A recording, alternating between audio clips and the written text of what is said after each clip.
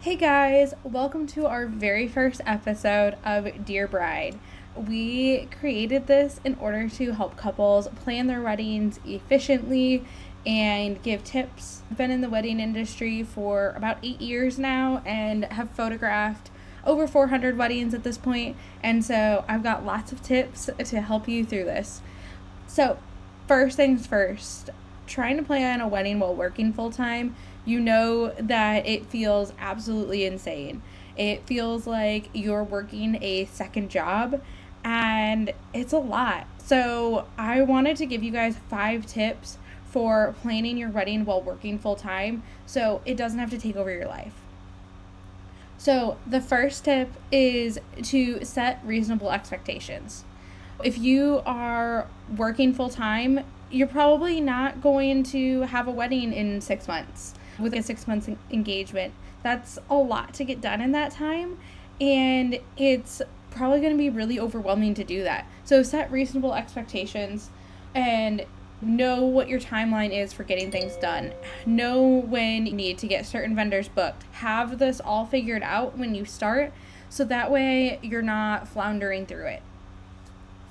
The second tip for you guys is to batch your wedding tasks. So make a plan for one night a week for it to be your wedding night. I've had lots of couples do wedding Wednesdays and they sit down and they work on wedding stuff then. Plan to do like 1 to 2 tasks that day and like really focus in on those and don't be all over the place. Make sure you're handling it and getting it done. And another thing with this too, if you can ask people for help, don't hesitate to do that. I know when I was planning my wedding, my mother-in-law helped address all the envelopes, which was super helpful. She helped us get all of that out and taken care of, and that was one thing off of my plate. The third thing is to lean on your vendors. We're here to help. We've been in this industry for a long time and know the do's and don'ts, and also we know who to trust. So if you're looking for vendors, if you found like your venue and your photographer, things like that, lean on them and ask them for recommendations for other vendors. If they have a hair and makeup artist, if they have a caterer, bakery, things like that, they can help you with that. They can also help with timelines and help you get through figuring all of that out. As a photographer, I love helping you guys with timelines because it helps make my day easier too. So don't be afraid to lean on your vendors. We've been in this industry for a long time and can help. So please ask us for help. I always stress to my couples that like I'm here as a resource, so use me.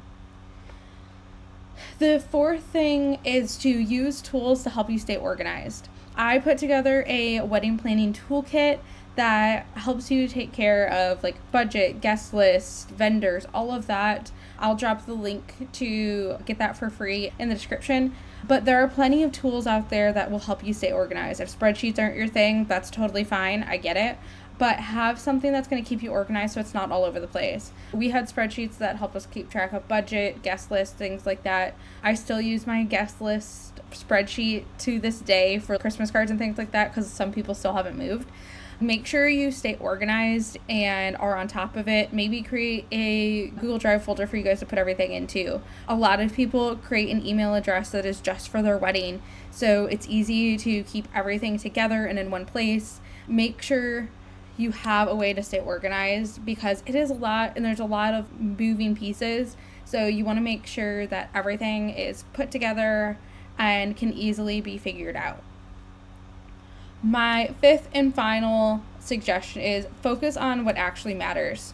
Don't sweat the small stuff. I always say to my couples that as long as you guys get married and have food for your guests, nobody's going to care about what napkins you have, what the centerpieces necessarily look like, what chairs you have, things like that. Don't sweat the small stuff. Obviously, if you have time to think about those things and you want to think about those things, great. Like, more power to you. But if it's not something that is really like super, super important, don't sweat it. There are a lot of people that aren't going to notice the little things and you're fine. So if it's going to take the stress off of your plate, don't worry about it. If you don't want to worry about a seating chart, don't worry about it. If you don't want to worry about place cards, don't worry about it. Don't sweat the small stuff and focus on what actually matters. So having those important vendors and making sure you have the food you want, things like that. But these little details aren't going to matter in the end, so don't worry about it. So I hope this helps you. If you're planning your full-time job, I understand how stressful it can be and how overwhelming it can be. So don't worry. If you have any questions, don't hesitate to reach out, and I will drop that toolkit in the description so you guys can take a look at it. I hope this was helpful, and we'll talk soon. Bye, guys.